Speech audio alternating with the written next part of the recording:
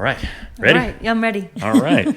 Sitting here, another episode of the podcast. Guest today, Maureen Dinkins, yoga instructor, yoga guru, yoga professional. What do you tell people that you do? I say I'm a yoga teacher.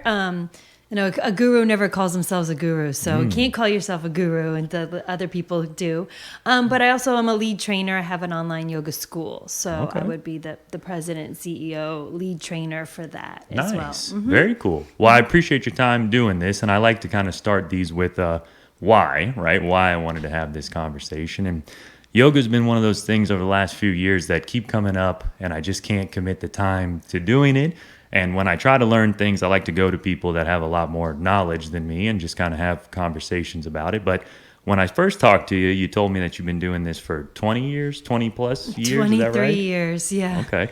So my first question then is, when I hear that kind of time commitment, is why? And how it's kept you that engaged for 20 plus years. Well, I was raised in a fitness family. My mom was a marathon runner. My dad was a basketball coach.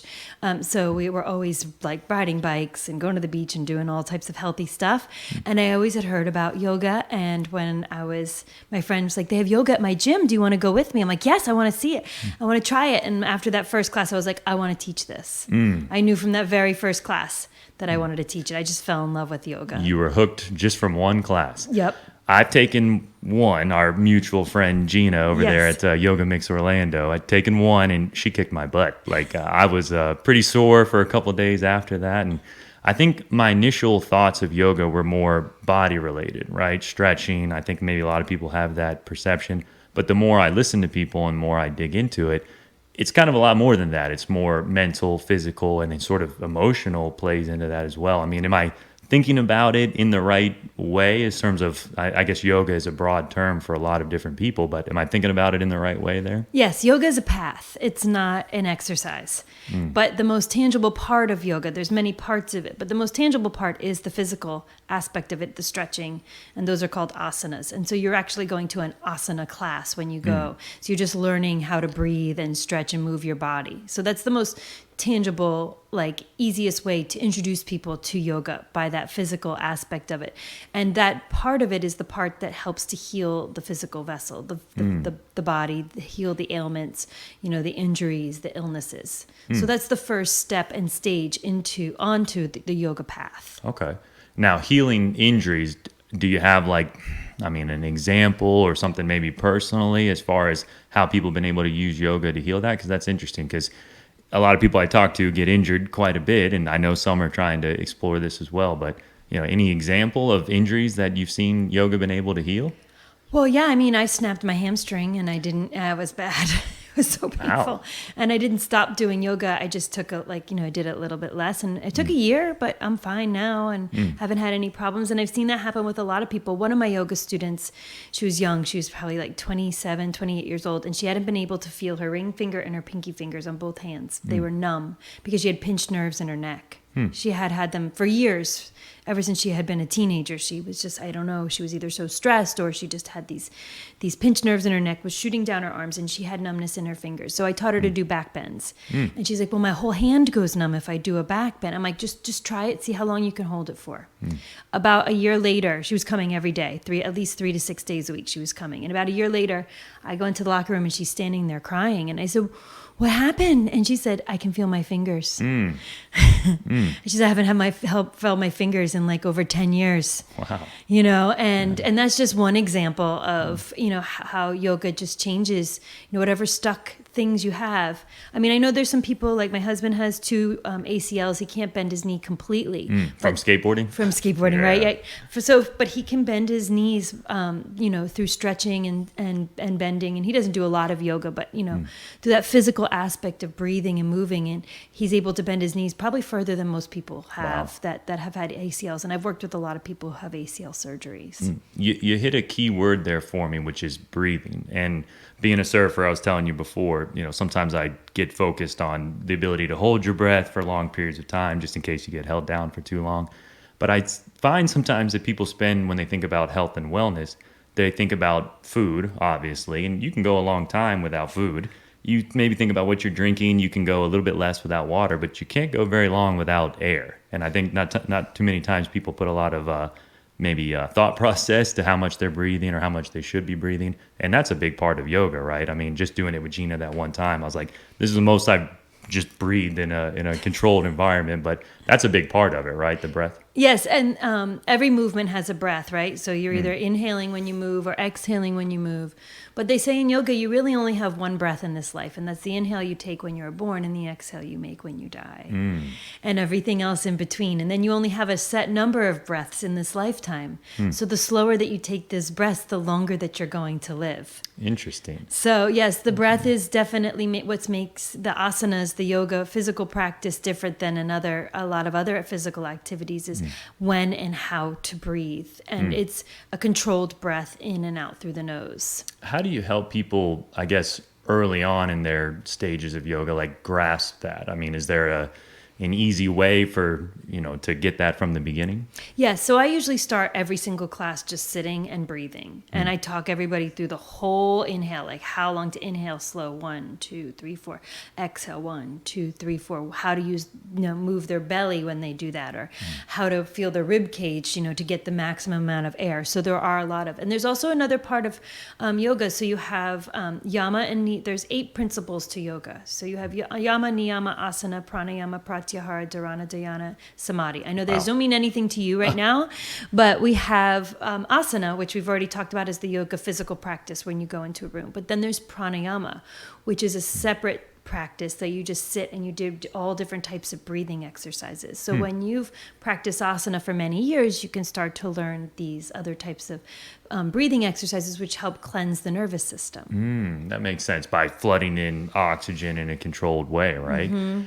Where did you learn all this? I mean, I know you told me you studied in India, but just you rattling off all that right there. But is that where most of your knowledge came from, I assume? But where did you learn all this? I've been to India 6 times, and I stay at least 2 months at a time to study with my yoga teachers, my philosophy teachers, Ayurvedic doctors, and everything that has to do with yoga. You pretty much spend your whole day studying and going to different types of teachers and schools. And, it's not like a very jointed type of university where you go learn all these things. It's a small town in India that has yoga, lots of yoga teachers, lots of Ayurvedic teachers, and you can even study massage therapy and all different types of holistic modalities you can learn there. So just year after year studying with the same teachers, learning more and more and more. Wow. And the last time I was there was 2018.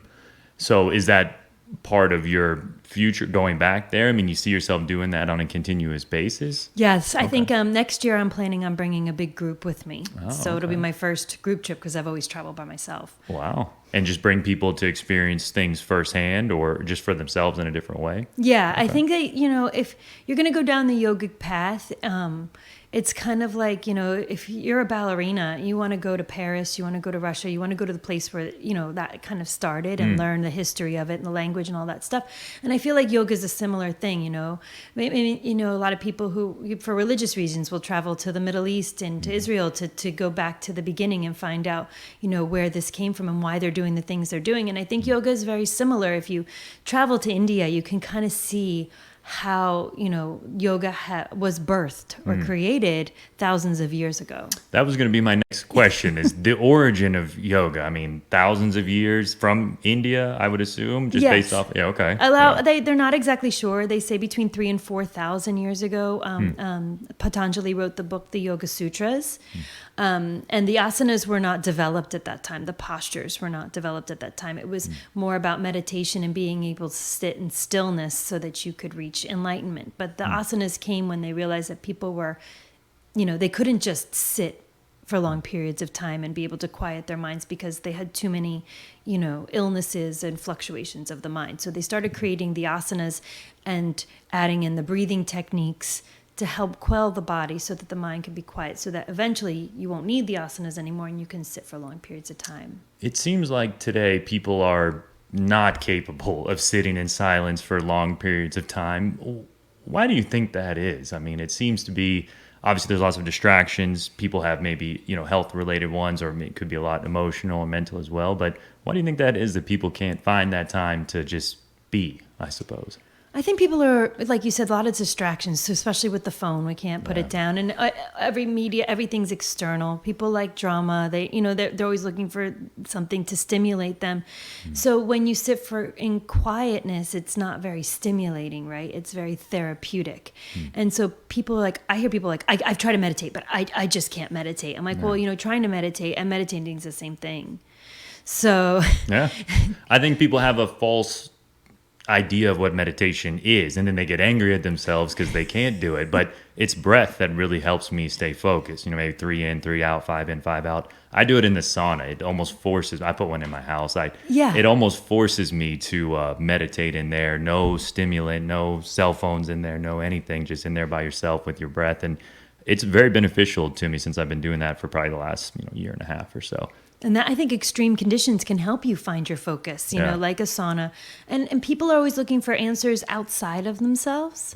I learned this new word this week called interoception. It's when you're really connected to your body, like to the point where you can feel your heartbeat. And everybody's connected to their body. They know when they have to go to the bathroom and these things. But to know that something is wrong inside of you before you go to a doctor and say, what's wrong with me? You may not know the exact thing, but you may be feeling a little off. And to be connected with your body so well, then you know what's wrong with you instead of somebody externally. And people are always looking for answers to their health, especially externally. And it's like, that's not where you're going to find the answers. You need to sit quietly and like really connect with your body to find the answers, and then use the doctors to help you find the solutions. Yeah, it seems like people aren't as aware of even what's going on as they should be. That's an interesting point of view, because you're right. People do seek that externally more than internally. And for a long time, I guess internally was your only option until now medicine. And I hate to go down this road, but there's just so much money involved there that my grandfather was a doctor. I'm not sure if I told you that.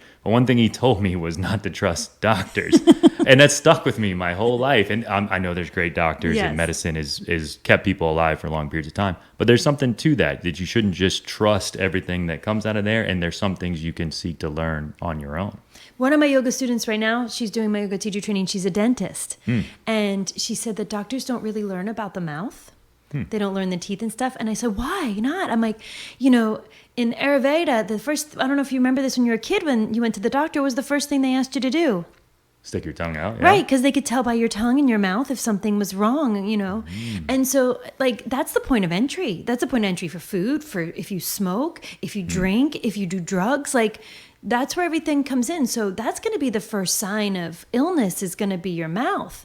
And she's like, they don't teach doctors and people don't see dentistry as like a serious medical, and it's like if you went to the dentist every 6 months or at least once a year to get your teeth clean, you may have a little bit more insight into your health. Definitely. That's interesting. Yeah, you would have think, to your point, that's where a lot of things start right there. Interesting. They don't know everything. No. As I'm getting older, I think when I was younger, I used to think that the adults had the answers, people had the answers. But as I'm getting older and doing some more thought processes, I don't think many people have the answers. And that's sort of been my part of this journey of doing podcasts, is talking to more people and realizing that people think similarly, even if we have never met each other and just kind of come from different walks of life. So interesting. But they don't know everything. That's kind of my gist of it. That's why it's important for you to really connect with your own body first. Yeah. What's a good way for people to start doing that? I mean, obviously yoga, but is there other things that you would recommend as how people can start being more connected in that way? Yeah, walk 30 minutes a day. Just walk, and you'll know, if you're walking 30 minutes a day and all of a sudden you feel something in your hip, or maybe you feel something in your stomach, movement, any type of movement and exercise, even if you're listening to music when you're walking, you'll know if your body's not performing at its ultimate. Right. And if it's not performing at its ultimate 1 or 2 days because you ate too much sugar or whatever, you had a couple cocktails, that's one thing. But if you're working on your health and something doesn't feel right, then you'll know. Yeah, and help to become more aware of it by doing those kind of things. Right. That strikes a chord with me, because I think I was reading something about yoga where it's like a unity of man and nature, right? I don't know if that's... Yes, yoga means union. It means to yoke, to connect. Okay. Yeah. And that is something that for my whole life I've been very deeply connected to nature in a lot of different ways. And maybe that's places for people to start. Outside walking, going to the beach, Yes. you go to the beach and a lot of people find joy and comfort there. I think it's because obviously the nature side of it. And it's healing too. Being outside, walking in nature is so therapeutic and healing. That's the minimum. That's all you have to really that's all you have to do. And just take a breath in, appreciate, your body. And that's a great place to start, is just walking outside. That's it. Yeah. And people don't do that anymore. No, they go don't. from office to car to home, and then it's a repetitive cycle. And in certain environments where it's cold, you might not want to be outside, but there's some joy, and I'm sure you can find in that as well. Well, I was in New York last month. It was freezing. It was like 32 degrees. I walked everywhere. Yes. You just bundle up and go, Yes. And so and some people do like the cold, but just walking and being alone and shutting out the outside world so you can tune into yourself is the simplest, it's one of the best things you can do for yourself. Yeah, I did 3 months no cell phone, and it was, my family got a hold of me through my wife. That was sort of the caveat. People thought I died or dropped off the face of the earth, but it was amazing from that disconnection perspective, where it's like not connected to anything.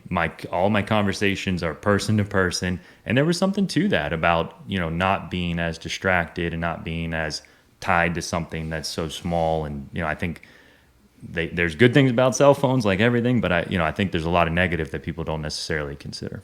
Yeah, the if you are looking for, like, when you watch TV and there's like the negative, the murder channels and all the crime dramas. I used to love them, but they were really hurting me.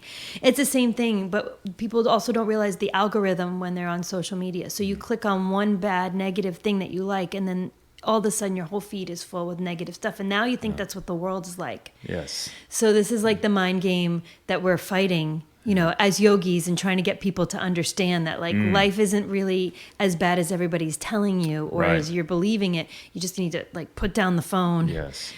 Turn off the news. Have a conversation. Have a conversation. Yes. We're not all that different after all, as much as it seems like it's trying to get pushed that we are. There's definitely divisions, and there's some systemic stuff that's been going on for a long time. But, I think we're all pretty similar. We're all trying to live, provide for our families, hopefully live as long as we can. And I think there's some pursuit of happiness, and I don't know if it's purpose. I go back and forth if there's designated purposes for everybody.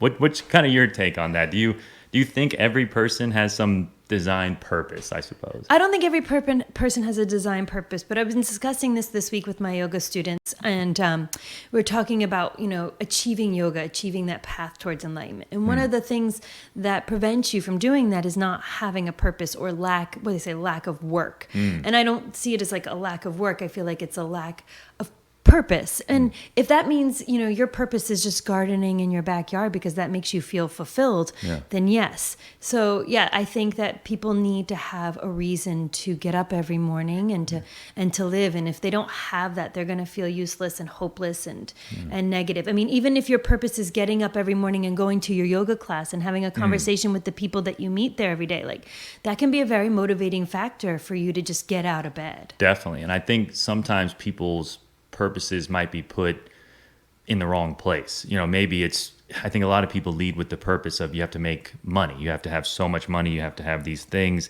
And that was me for a little while, that I felt like you had to make the most money. We all did. Yeah, but it took me too long to realize that that's not what it's about. And maybe that's something that people should start to sit down and do, is figure out what that purpose actually is, and where they can find that, and how they can apply their time to it. Yeah, something that brings you joy. Yeah. That's your purpose. Yeah. And what pure happiness is like Gandhi would say, when you're, or when, I don't know if it was Gandhi or Buddha, but when your thoughts, your words, and your deeds are all in accordance, then that's happiness. But I believe that what you do that makes you happy automatically benefits other people. That's true happiness. I see. Yeah, benefits the ones around you. Yeah, or even, somebody else. If you like posting on Instagram and you're always posting positive messages, and I do that a lot, people will send me messages. Your little positive messages are really helping me. And I just enjoy doing that, I enjoy yoga. I enjoy teaching yoga, and it benefits other people. Yeah. So like you're doing this podcast, people are going to listen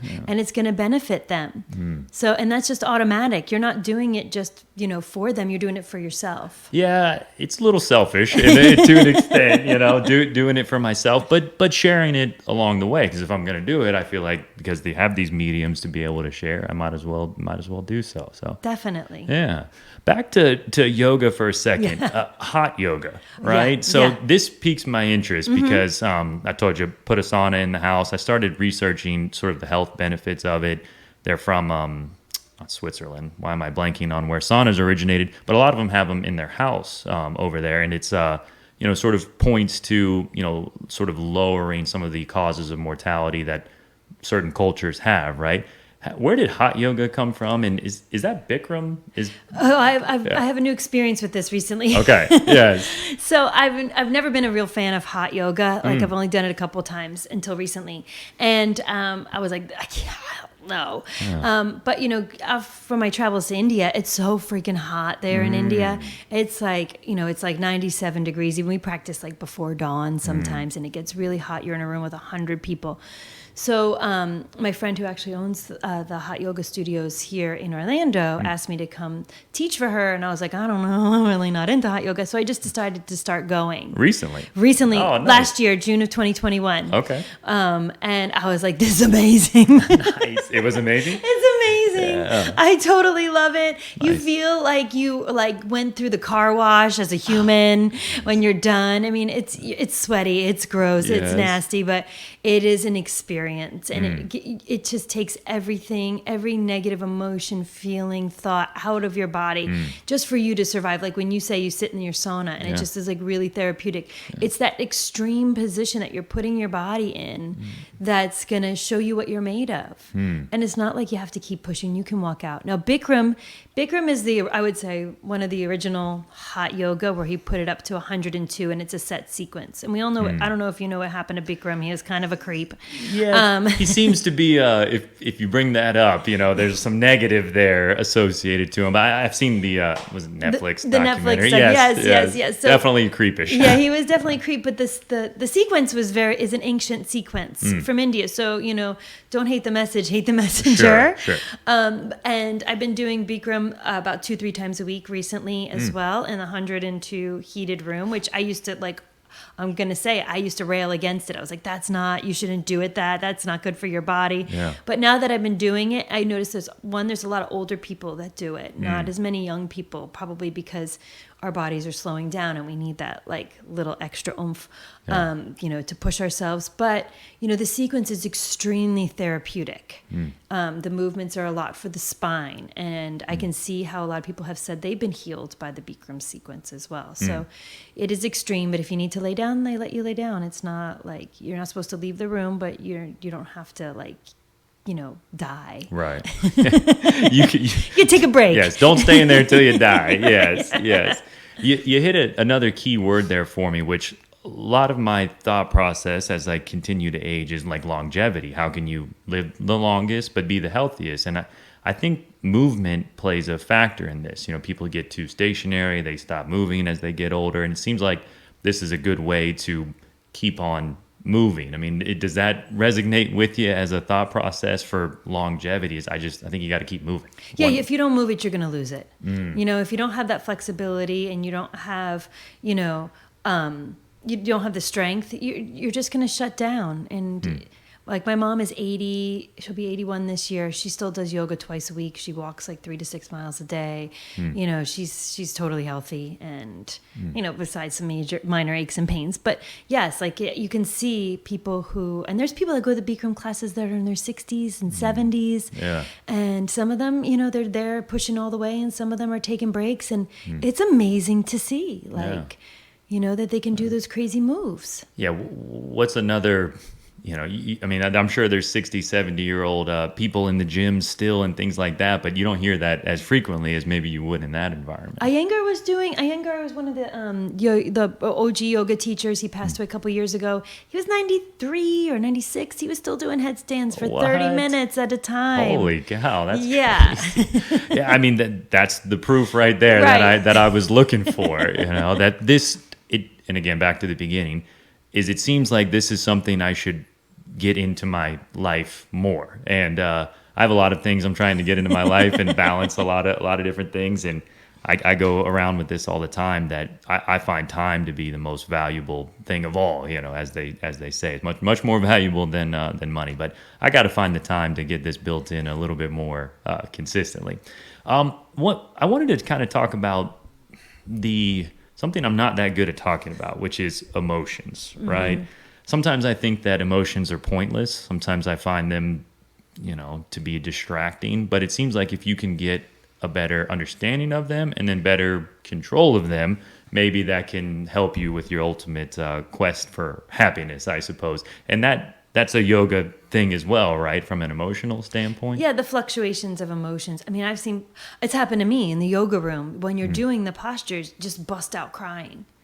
It just brings up some stuff. A lot of times we put our emotions in our body, right? Whether we put it in our shoulder, a lot of time injury and illnesses are emotions that we've been packing in our hip year after year after year.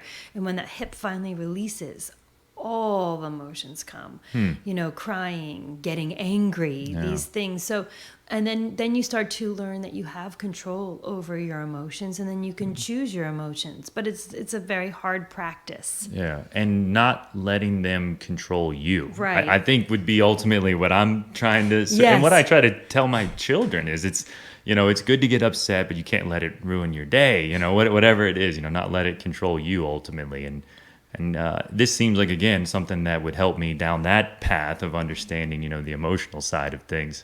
Yeah, the point of yoga really is to reach enlightenment, but they don't expect you to reach enlightenment to the end of your life. You should practice yoga your whole life. So, to maintain a better state of contentment and not fluctuate with your emotions as much, whether it's an extreme or a very sad or angry emotion. And not that they're not valid, but just being able to, your baseline being contentment more frequently. Yeah. And then, decide if your emotions are appropriate. But that takes years and years of practice. Okay, good. So I'm not supposed to get it right away. Yes. Are you familiar with what's his name? Sadhguru? Yes, I love Sadhguru. I've found him recently and been listening to him, but he said something that struck with me. It was and it has to do with how you react to what people say or your perception of what people are. And he's like, if someone was angry at you and said something hurtful to you in a different language, it wouldn't affect you. They're still saying the same thing, but it doesn't affect you because you don't understand it. And it was something about like not allowing people to sort of have that control, or you have some control over your emotions to be able to not let things that people say or think bother you to an extent. Does that resonate with you at all? Yeah, but it's still hard. Yes, it is hard. Thank you. I got in an argument with my husband today because he said something that really, really bothered me.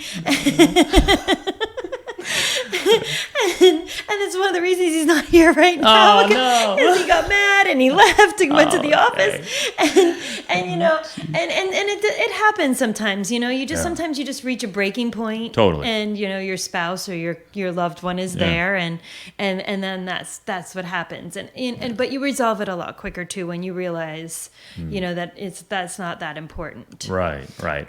And it seems like people get in arguments in different ways now, and sometimes it's through either an email or a text message. And I try to say this to people that it's the way you're perceiving what I said is not necessarily how I was meant it to be. So that kind of goes back to, I think this is the best form of communication. I was an English teacher for a long time and an online English teacher as well. So that's why I love teaching. But, there's no tone. Like you can't read. It's hard to read tone in written word, right? So you could be saying something joyfully and they can be hearing it like angrily, Yes. That happens with emails. So sometimes when an email goes out, I'm like, I better call this person. I put lots of emojis emojis. That helps. Emojis help. Yes, makes people know you're not being that serious. Right. Yeah. Awesome. So you have a lot of different platforms and a lot of different channels. I mean, you're teaching obviously in person, you're doing stuff virtually, right? So kind of walk people through, everything you got going on from that standpoint. I know I do have a lot. I have my Instagram. I have 2 Instagrams. I have a school called clarityglobal.org. Clarity Global. It's my online yoga teacher training. We're slowly expanding into bringing on new teachers, and so new yoga teachers right now to teach their own version of a yoga teacher training, as well as different types of courses, different types of modalities like myofascial release and like stretching and self-love. And so I'm bringing on some new teachers, yoga teachers, because yoga teachers before the pandemic, the pay was going down because the market was saturated. So why do we need more yoga teachers? Well, I think that yoga is now expanded and people deserve to make money, teaching yoga. And I've been able to increase my income, not just by running around town and teaching classes, but being at home here and teaching online classes. So nice. I'm training teachers to teach their own programs through my platform, Clarity Global. Yeah. So I have my online yoga teacher training there, the 200, the 300, and the 500, which is progressive. And then I have my YouTube channel where I just teach online yoga classes and meditation classes.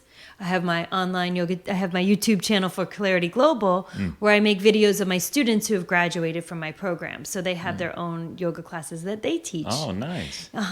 And then what else? I think and then I have, of course, the Clarity Global platform. So if you want to become a yoga teacher or you want to learn more about yoga, I think there's people, since the pandemic, people are seeking more. Yes. Like I have lots of people doing my yoga teacher training and every single one of them says, I don't want to be a yoga teacher. I just want to know where this is going to take me. And by the end, they're like, can you get me a yoga gig? I really want to teach. Nice. Yeah, but that's kind of how we started while we were setting up here is that I think the pandemic forced people to realize a lot of things one way or the other, right? And that's interesting because it led me to seek different understandings, and that's interesting that you called that out, that it's causing people to seek new things in their life. So for better or for worse, I suppose, for better or for worse, that happened. Yeah. Okay. So the best way to find me is Clarity Global on Instagram, Clarity Global Yoga on Instagram. Nice. I have tutorials. I have links to the yoga teacher training there. And nice. I even have testimonials from previous students who have done the program. Cool. And I'll link everything in the description so people can find it easily. Do you write articles too? I thought I read a couple of your articles or like blog posts. Yeah, somewhere. I do write some blogs, but I'm not consistent about it. And I love writing. Like I said, I was an English teacher. Right. So I do love writing and I have a lot of ideas. It's like finding the time. Exactly. Like between the yoga teacher training, because I want to say one thing about the yoga teacher training. Right now, it's a hybrid program. So it's not a completely online program. Oh, it's a mix. It's a mix. So most of the assignments are online and then you meet once a month with your teacher in person. So you meet once a week with your teacher online. So you have that one-on-one connection. You know them, and then you meet with your group in person, so you get that like community experience. Nice. So that's the program as it is now. So sorry about that, but I do write. I do love to write, and I should probably write some more blogs. I'm thinking of one, and it struck with me. It was arguing limitations. Arguing for your limitations. Yeah, where that's like people's excuse mechanism almost. And I was like, man, that is so true, that it seems like that's the go-to for people, is like, oh, I can't, they want to make that argument for how they're limited in whatever aspect that is. But I thought that one was an interesting one. Yeah, there's always excuses like, I can't lose this belly fat because I'm in my 50s. I'm like, that's not really true. Right. You could do it. It's a little bit of work, but you could do it. Or, that's just the way it is, and I can't control other people. Yeah, but you can control yourself, and you can start making a plan to move in a different direction away from these people, right? So people feel very stuck, and when you feel stuck, you argue for the place where you're at in life and how you got there. But we all realize that we put ourselves there. No matter where you are in life, you put yourself there. Nobody brought you there. Right. Whatever your situation is all you. Yeah.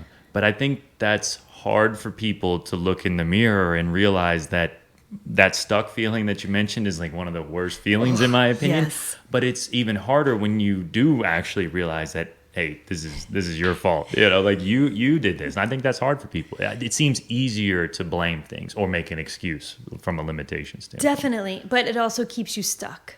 Every time you blame somebody, every time you complain, every time you argue for your limitations, you're going backwards and you're making your bad situation worse. Definitely. Instead of, you know what? I don't like the situation where I'm at right now, and I'm gonna change it. I don't know how I'm gonna change it, but I'm gonna find a way to change it. And that's your first way of saying, I got here somehow. I did it to myself. I brought myself here, and I can bring myself out. Yes. And you don't have to know how. You just have to believe that you can, and then the answers will come. Somebody will be like, "Hey, do you want this? Do you want to try this new thing?" And it's like the door that opens up your new future. If you're willing to go through it and actually look and actually do that. Not doing the same things over and over and over again. I even tell my students, like, they're like, they always put their mats in the same place, right? They come to class, their creatures have. I said, no, you can't put your mat in the same place.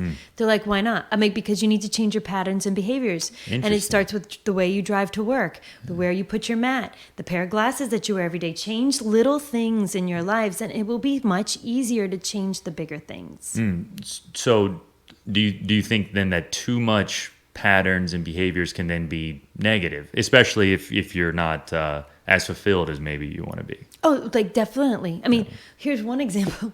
One of the patterns and behaviors that I have that's really bad from working from home is every time I get stressed out, I walk into the kitchen and I open the pantry. Yes. I'm not hungry. Yes. But it's right there. It's so right easy. there. And Yes. like eating is an important thing. You have to eat for your body. So, creating distractions for yourself, is definitely one of the things. On that note, what's your take? And so many people want to talk about, diet, what to eat, what not to eat. I mean, kind of what's your approach? I'm sure people come to you for advice on those kind of things, but kind of what's your take on it from a diet standpoint? Avoid the snacks when you're feeling emotional, but what's your take emotional on it? eating. Yeah. Well, they say that like yogis typically are vegetarians, right? Because we believe in a principle called non-violence. Okay. Ahimsa. Ahimsa means without violence. It's one of the practices of yoga.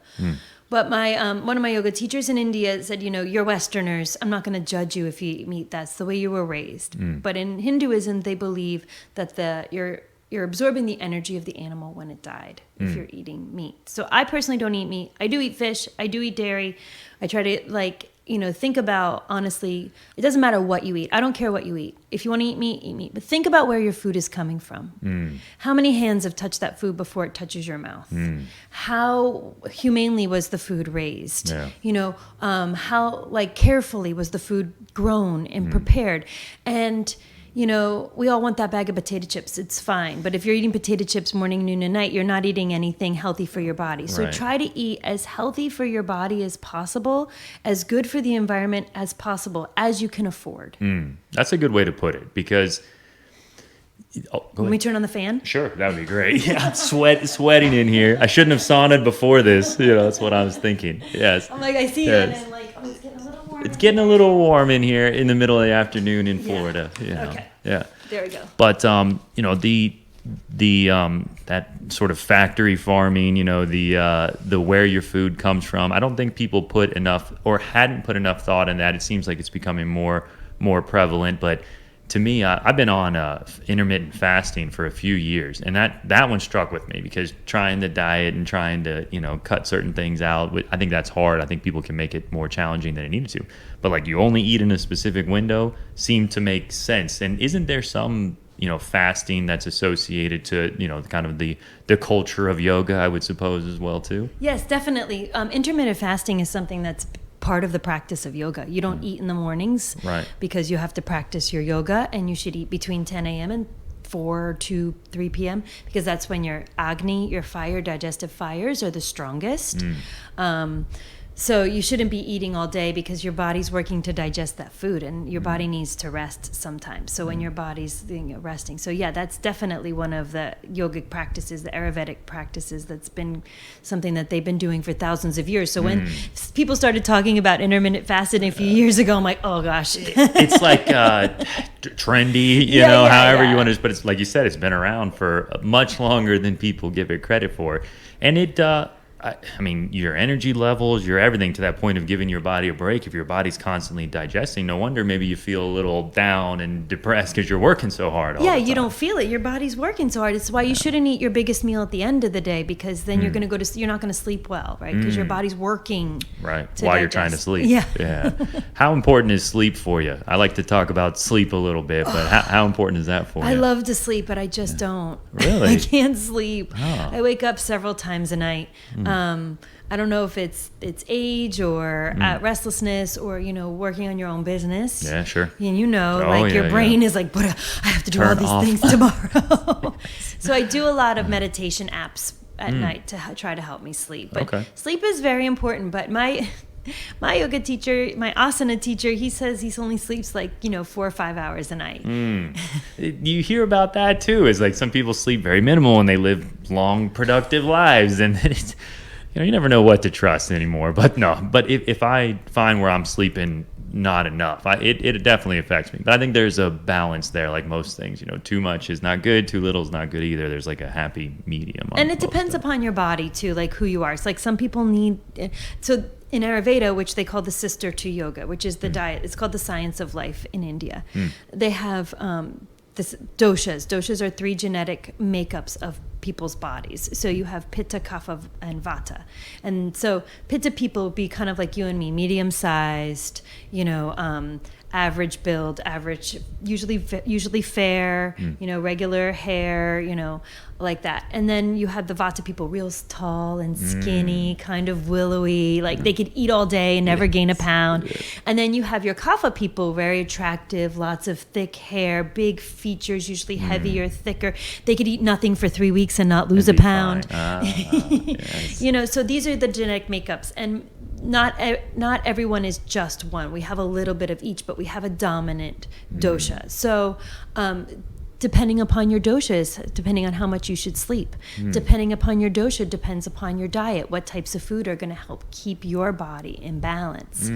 So it really has a lot to do with the individual sleep and diet, at least as far as yoga is concerned. Interesting. And it all of it plays a role, right? What you eat, what you sleep, and what you do. So it seems like that, at least for me, is part of the quest, is trying to figure out, okay, am I doing what I should be doing in those kind of categories? But it's easier said than done. And then you have missteps along the way you sometimes pay for. Definitely. This book that I have over here that my yoga students learned by David Swenson, he has a video and it says why yoga ruins your life because of what you just said, right? So you want to do all the asanas and you want to get better and you want to put your legs behind your head and you want to do all the arm balances and stuff. So you're going to bed early and you're intermittent fasting and you're only eating vegetarian foods and you're not staying out late at night and you're not partying and you're not drinking. And your life is ruined. And your life is ruined. That's funny. Yes, it can be overwhelming. It definitely can be. And I think maybe sometimes you could be leaning too much into that, right? Remember to live a little bit too, right? I've seen that. Yeah, some people, I've been telling this to my yoga students, like on their first trip to India, they're like, give it to me all. I want to do the Ayurvedic, the cleanse, and I want to do the pranayama practices, and I want to do the asana, and they go to like all the teachers that they can, and then next thing you know, it's like sunset, and they're walking around with no shoes on, and their hair is all greasy, and then I'm like, how was your day? And they're like, You wanted this. Right, you asked for this. So it is a very long, slow process. Anybody, you can do asanas all day long and have beautiful asanas and do all the arm balances and stuff, but where's your mind at, right? You may be physically fit, but where's your body at? Where are your emotions at? Yeah. Like you were saying earlier, like it's a holistic practice. Yeah. Which sounds like a practice that makes a lot of sense, at least to put it all in one big picture like that. Definitely. Are you familiar with Wim Hof? You ever heard of him? No. He's called the Iceman. He's a breath guy, but he's also a cold water guy. He does a lot of cold things like that. But this one strikes with me because I do the heat, as I was mentioned. But the other one is, even though I don't like going to cold, I force myself in an ice bath. So I was wondering if you had any cold exposure. No, but, swimming pool. Yeah, that would work. But yeah, I was doing a converted chest freezer with water in it that stays at like 36 to 40. 6, 7, 10 minutes, and it's very mental. But when you come out of there, you feel, I don't know, it's hard to describe. I can imagine it's probably a lot like the hot yoga. You Yes. know, you're pushing your body to an extreme to see what you're made of. And a lot of people don't believe that. Yeah. They don't believe you should put your body to an extreme. And maybe they don't need to. I do. I need to push my body to the edge Yes. in order to, push my mind Yeah. beyond the limits that I believe exist for me, beyond the parameters of what I think is possible for me. Yeah, I agree, because I think it then helps you realize that maybe some other things you thought weren't possible, well, maybe those will be possible as well. But if I can sit in an ice bath for that long, then I can do anything. Yeah, it's strange. I was telling a buddy of mine the other day that in the beginning it was tough. 1 minute, 2 minutes, like I gotta get out of here. It then becomes a mental challenge. But now I feel like I can make myself warmer. And it comes back to what I wanted to talk about, which is the power of your mind, and I think there's an old phrase that your mind is your most powerful weapon, but it's very true. I mean, everything kind of we've been describing comes back to, how you're thinking and how you're feeling and your sort of control over that. So that's been my quest, is to try to figure out how to be better up here, I suppose. It's a lifelong practice. You don't get there until the end, right? And they say the first line or the second line of the Yoga Sutras is yoga is chitta vritti nirodha, which means yoga is to settle the mind chatter. So we do the yoga to settle the mind chatter. And then, I was listening to a meditation teacher, and I've been meditating since I was probably in my 20s. I didn't really know I was doing it. And I didn't know why I was doing it. I just knew that I just needed to shut out the outside world. And when she said, we meditate to connect with our inner being so our inner being can guide us, I was like, whoa. I want to sit and meditate all day, every day. Yes. I want to know where I'm going. I want the universe to unfold all beautiful experiences for me. Yes, that sounds amazing. Right? Doesn't it? It really does. Yeah. But it's hard for people to get into that space or that mindset. I mean, any tips, any tricks that you can share with how to consistently put yourself into that position? Well, first knowing why you're doing it. Right. I think that was mind blowing for me, and I just discovered that a few years ago. But I've told this to my husband and my brother. They're like, "How do you meditate? I don't know why. How?" And I'm like, "Listen for the furthest sound away. Sit in a quiet place, and what can you hear? Like the farthest sound. You might hear a car driving down the road. You might hear ambulances in the distance, but maybe you hear I often hear the blower far, far away, and you can focus on that sound, and it takes you so far, kind of out of your body, and your mind is just trying, and it's not a sound that's going to bother you either. It's a sound that's just neutral, and then that's where you can kind of access that part of your mind that you need to access. Yeah, and I sometimes need a little help with that, and I talk openly about this. So if this is something you're not comfortable with, by all means. But psychedelics seems to help me get to that point I'm not a little bit. uncomfortable with those just at making all. sure. You never know. You never know. I like to throw it out there before we go down that road. But I think that helps me at least get to that point a little bit better. Be a little more connected with what it is that I'm doing. Be a little more connected with things outside from a nature standpoint. So you're okay with that conversation? Definitely. Patanjali says there's two ways to enlightenment: is through the path of yoga and through drugs. And if he wrote this book 3,000 years ago, he's not talking about opioids or synthetic drugs. He's talking about mushrooms, marijuana, ayahuasca, San Pedro, all of those things. And I'm not saying that I do them all the time, but I definitely partake from time to time. And in June, I'm going to go and try the ayahuasca ceremonies out in Costa Rica, or no, East Orlando. There's a place. Really? Yeah, it's called Sound Quest. Oh, is it not Soul Quest? Okay. And so I've never really been interested in doing it. I heard about it when I was in Peru in the early 2000s. And then one of my girlfriends is like, I really want to do this. Will you do it with me? Will you do it with me? Will you do it with me? I'm like, I don't know. It seems like a lot, right? Yes. And so, and then I had a yoga student do my yoga teacher training last season. And she was just like, I've done it 6 times and it was amazing. It helped me peel away layers of childhood trauma. And she was like the most positive person I met. And so I was like, okay, well, maybe I should try it, And then my new yoga teacher just started, and the owner of Soul Quest does my yoga teacher training now. I'm like, well, that's the universe telling me I got to do try 3 messages. Yes. That one's been on my list. DMT is another one if you're familiar with DMT. What's that? Ooh, it's a chemical that your body produces apparently when you're born and right before you die, and they were able to synthesize it through, I think it's a toad. Don't correct me if I'm wrong. A lot of don't quote me on the science here, but a lot of Mike Tyson's a big proponent, and he's getting on a spiritual path. But there's a lot of big proponents in I guess sort of popular culture now, but you got to go out of the country to do all these kind of things other than marijuana and mushrooms. But it was mushrooms for me that really started to change my perspective. I tell people this all the time.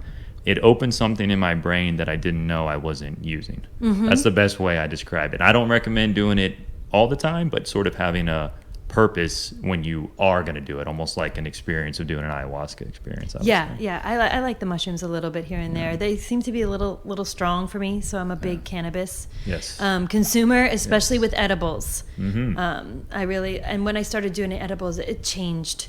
My whole life changed. I started losing weight. I started exercising. People who do marijuana before they work out 10% longer. That's me. I know.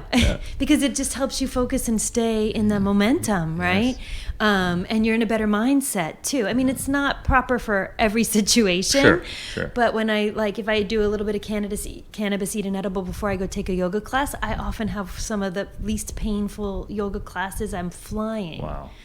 Yeah. And people, it's got a bad rep, and I think it's getting better. Most things are getting better with research and legalization, decriminalization of stuff. But to me, it comes back to, it just seemed like there was so much control over that for many years for different reasons. But you can go back and now they're finding, tombs of people from way long ago that were buried with some local psychedelic. So it seems to be that people have been utilizing these things for a lot longer than normal culture has been around, at least. That's my point on it. I think they've been very therapeutic for thousands of years. The synthetic corporations have decided that they're too easy for people to access by growing them in their backyard, that they need to create something that's going to generate revenue, which is the pharmaceutical industry. And I hate, because there are pros to the pharmaceutical industry. People need it. There are things that people need, but you can't shy away from the fact that they're there to make money. And every corporation's job is to make more money than you made last year. That's why they have shareholders. That's what they're supposed to be doing.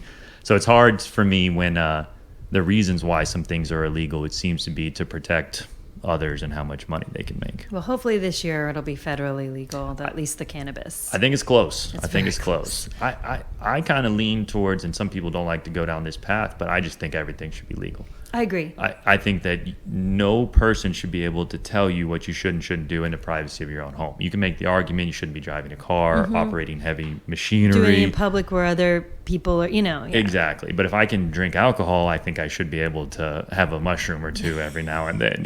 Alcohol seems much worse, at least for me, than mushrooms ever have. It's like not thinking of the pink giraffe, right? Don't think of the pink giraffe. Now you can't stop thinking about pink giraffe, right? Yes. You can't have those. You can't have those. You can't have those. Well, that's all I want.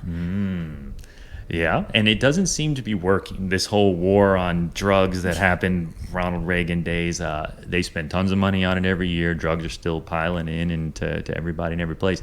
It seems like if it was legal, and with the rise of like fentanyl and stuff, I'm not too big on uppers. I've never done anything like that. I sort of like the psychedelic approach of it, but it seems like you could maybe feel safer with what you have, if that's what you need or if that's what you want to get into, at least so you could test it so you know that it's not going to kill you instantly. That's what I'm glad about the medical marijuana, because a lot of people are like, oh, well, you don't know what you're getting. I'm like, well, actually you do. You do. Now. Yeah. You know exactly what you're getting. And I met a couple of young guys, and I bumped into them at a store or something, and I could smell them, and they were speaking in Arabic, and I know a little bit of Arabic, and I could tell they were talking about where they were going to get their next bag from. And I was like, no, guys. I just went up to them, and they were young, and they were looking at me like I was crazy. I'm like, you need to get your prescription because you know what you're getting. I go, and it's so much cheaper than the black market. And one guy's looking at me like I'm crazy, and the other guy's like, no, she's serious. Yeah. We should do it. Yeah, and everything you can get now is everything. Yeah, and you know exactly how much THC, you know exactly what you're getting yourself into. Yeah, edibles are those are a good time. I enjoy. My wife works in the medical marijuana industry. Oh, she does. Yeah, awesome. here locally, and it's which opens up some nice doors to be able to experience those things. But it truly does help people, from a medical standpoint and just the personal standpoint as well. Yeah, it definitely lightens the load. Yes, and I tell people this is that are against it is they like, well, why do you need your load lightened? I suppose it's, life is harder than I think people like to think. I mean, really, we're sitting here on a ball that's spinning around in space, and nobody has any of the answers. So you can easily see why people get depressed and anxious and those kind of things, right? Especially with social media. This is a plant. It grows in the wild. They call it weed. Yes, because it grows everywhere like weeds. It grows everywhere like weeds. And if God didn't want us to have it, it wouldn't be so easy for it to be right there. Yeah. So you believe in God? Yeah, well, yeah, of course I believe in God. I was raised a Catholic. I call myself a recovering Catholic. But a recovering Catholic, interesting. Yeah. Catholic school, the whole 9 yards. But one of the yogic principles is a devotion or a belief, a faith in something, in a higher power. So I call it God because I was raised Christian. But right. The universe, spirit, source energy, Allah. There's something bigger because. Even if that something bigger is just the human connection or all living things connection, that's bigger than us. And that's a good way to put it, because I think people get hung up on which God, like which God are we talking about here? But it can mean a lot of different things for a lot of different people. But it seems like as we technologically advance, that's kind of going away for people. The idea of maybe a God, because universes seem bigger, like there's other ones, there's people that go down all kinds of roads saying that you and I are having this conversation somewhere else right now, and it's back to that. You don't really know who to believe. Yeah. All you really know is kind of what's right in front of you, I suppose. What's tangible, Yes. not even what's on the internet. Like I'm on TikTok, I follow all these people, and then I think what they said is real, and maybe what they said is true, but it's not true from my experience. It's just a TV show to me. It really just should be a TV show, but people are so involved in other people's reality that they make it their own reality. Ah, interesting. Yeah, maybe it's easier than whatever their own reality is to stay Or paying more attention interesting. to others. More Interesting. drama. Definitely, people seem to like drama. That seems to keep them entertained at least, and maybe that's what some people lead with, is being entertained. Yeah, that's true. Definitely. Well, listen, you've been very generous with your time. I don't know. I think we scheduled for an hour. I'm not sure how long we've been going, but Yeah, I don't have a clock in me here. neither. Yeah, so I told you sometimes these things go. Next thing you know, it's 3 hours later. But I really enjoyed this conversation. Yeah, it was I think fun. we went in a lot of different avenues, and I told you in advance I don't really have a lot of structure behind it. Just like to meet people and have a conversation. But was there anything that we didn't discuss that maybe you would want to get out there, or anything like that? No, if you're thinking about trying yoga, just start at a gentle yoga class. Unless you're an extreme athlete, then go to a hot yoga class. But find what makes you happy, and don't worry about the small stuff. Definitely. Or the other stuff. Yeah. And do what you did. Take a phone break. Yes. Oh, yes. I wish I could live my life with a phone break, but that's not quite possible. But awesome. Well, I appreciate your time, and if you ever want to do this again, much. Yeah. I'd love to talk to you if Yeah, you I'd do the love to do it ayahuasca again. experience. Oh yeah, that in July. Let's do it in July. Let's do it. That would be amazing. Awesome. Well, thank you very much. Thank you so much. Sweet. That was easy, right? Yeah, that was fun. Yeah, that was fun.